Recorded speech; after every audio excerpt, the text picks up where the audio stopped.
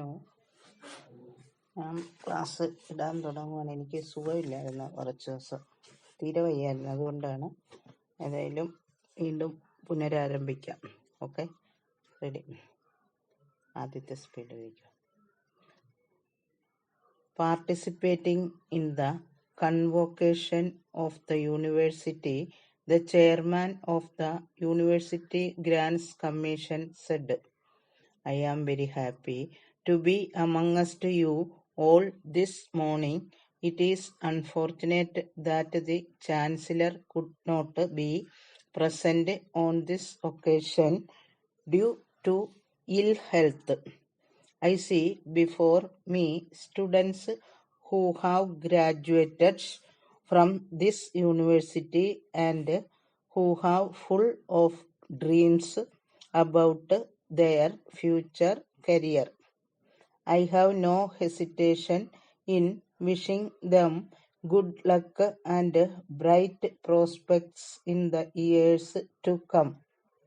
It has been my endeavor to associate myself with the young and talented people who, I am sure, are full of energy to serve the motherland with dedication. The noble profession of teaching is being given its due respect by both the parents as well as the government. I have had the opportunity of going around your university yesterday along with the Vice Chancellor. During the course of discussions with the students and the staff of your university, I have been presented with a list of requirements which, as a chairman of the University Grants Commission, I am bound to answer and fulfill. One of the most important requests was the sanction of funds for construction of buildings and purchase of modern equipment. But I would like to impress upon that buildings and equipments are not the only answer for setting high standards of education.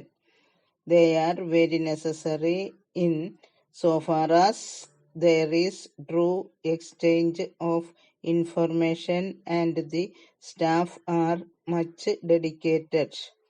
I have no doubt in my mind whatsoever that a good teacher requires tools which will help him convey his thoughts in a more meaningful manner to the student to understand.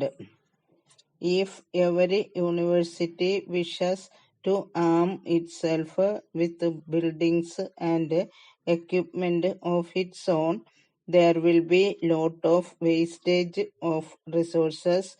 In view of this, it is proposed to connect the various institutions throughout the country so that the resources are put to maximum possible use. I am glad that the first step in this direction has been taken in connection the various libraries in all the universities. It does not only facilitate everyone to success information available at various centers, but will also enable him to know the latest changes brought out by the science and technology. In the second place, I would like to mention that with the establishment of the national body for assessing the status of every university.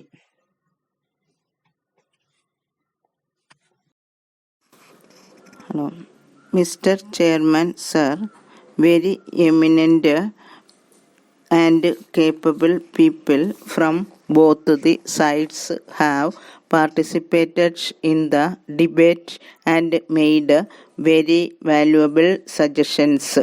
The government has made a note of all those suggestions, and my colleague will give a detailed reply to all the points that have been raised.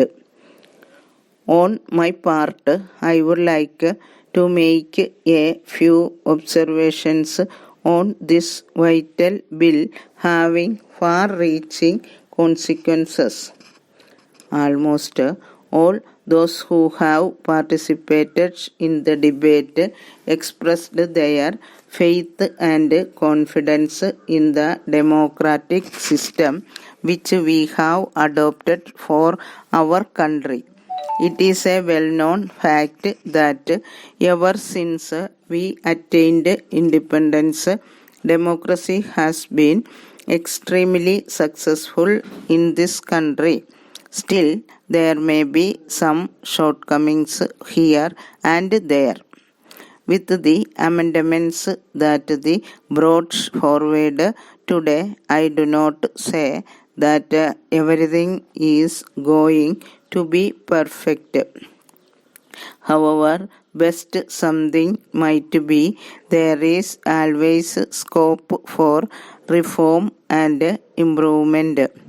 Let me say at the outset that this piece of legislation brought forward by this government is intended to strengthen this democratic system of our country from the grassroots.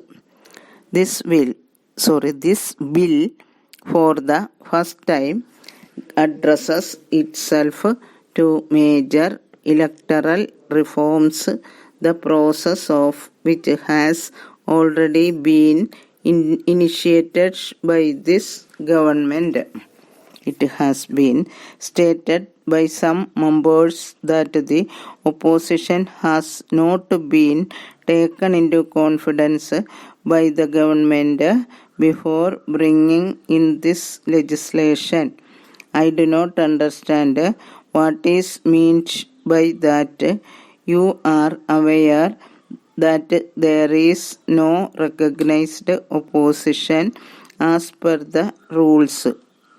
Despite that, I would like to say quite categorically each group was consulted and given an opportunity to put forth its point of view.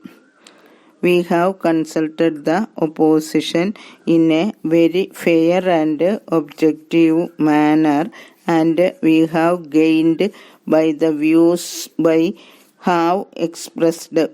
So far as this government is concerned, we want to opposition to grow and to develop. But I am very sorry to say that during all these years of India becoming free, no opposition party has developed with a national perspective.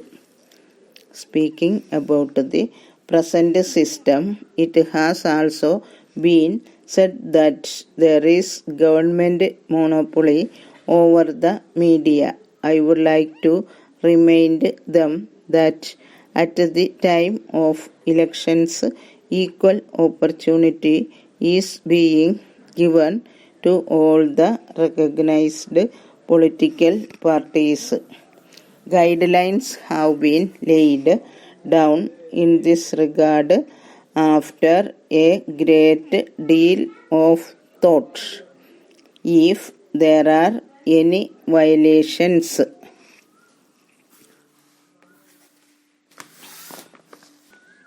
third speed.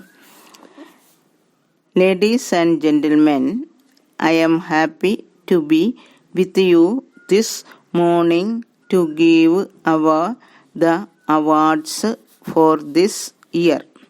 Let me first take this opportunity to extend my hearty congratulations to all the award winners for their commitment and dedication to work. The persons who have gathered here to receive the awards today are the backbones of our public sector industries, and they are selected for their outstanding achievements.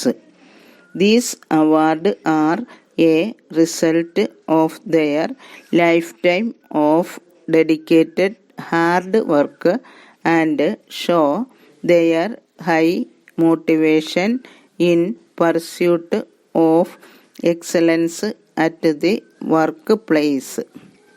I consider this an honor to the entire working class of the country for their valuable contribution to nation building.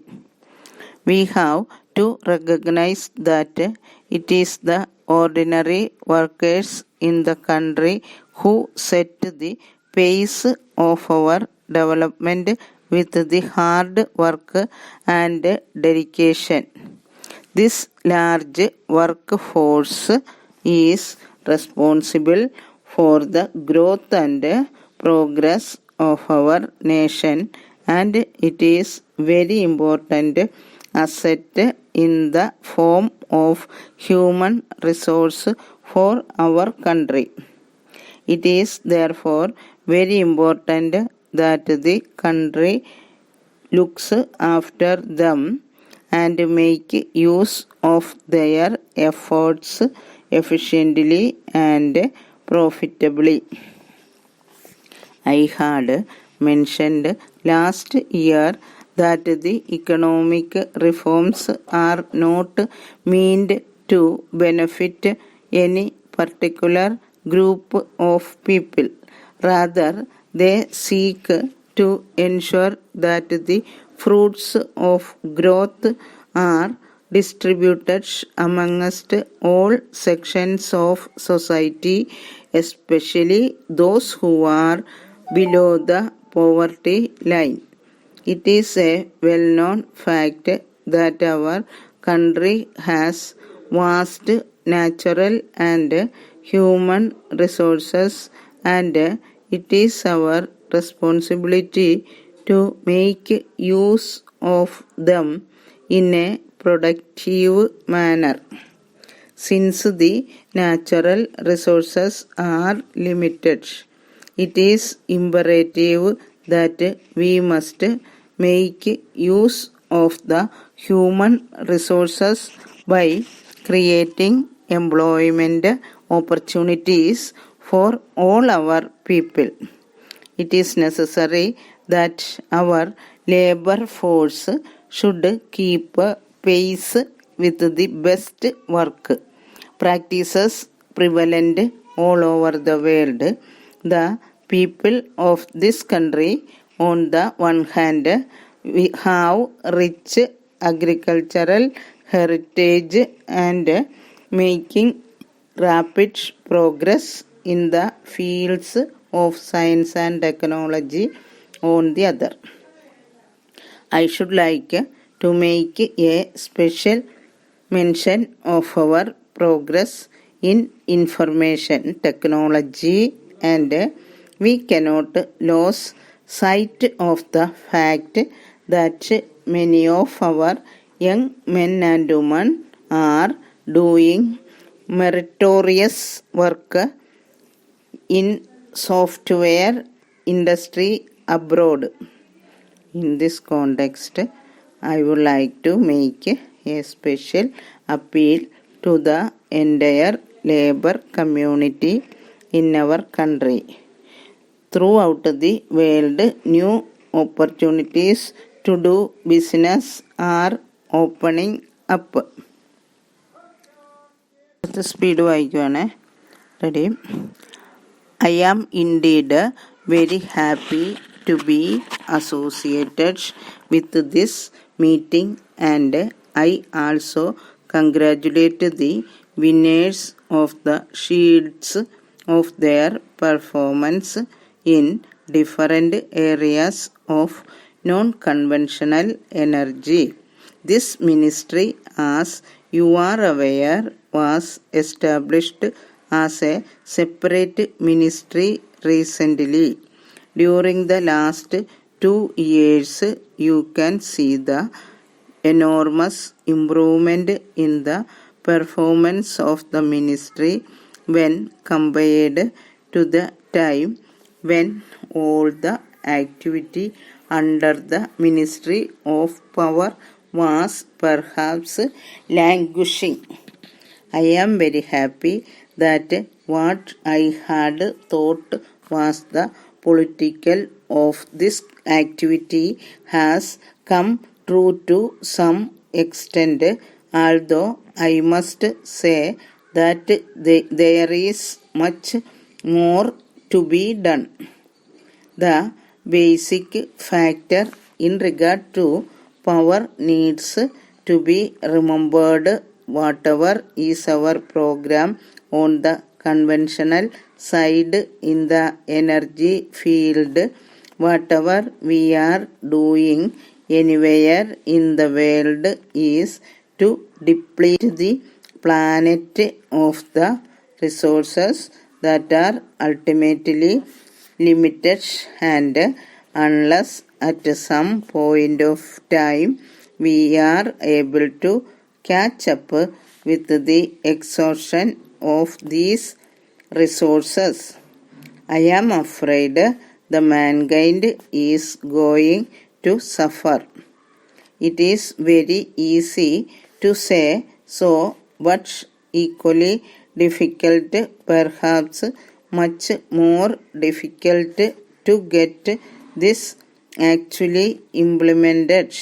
So we are making a good start in the program of non-conventional energy sources. These sources are really not so non-conventional because the sun is not non-conventional. These are known to us for thousands of years. So, in a way, when you all it non-conventional, you are not describing it properly. You might say these are ancient sources of energy. The conventional source that have taken the lion's share of our program, government's programs everywhere in the world, are the limited resources, and when you are able to foresee the end of limited resources, complete depletion of the planet of its limited resources, evidently you have to think of something else, and that will have to be thought of several centuries earlier, so that at the last moment you are not taken by surprise. They have mounted good programs, but I must say that there are limitations to the technology. The technology limitation is mostly in the field of making it economically viable, and that struggle also is going on.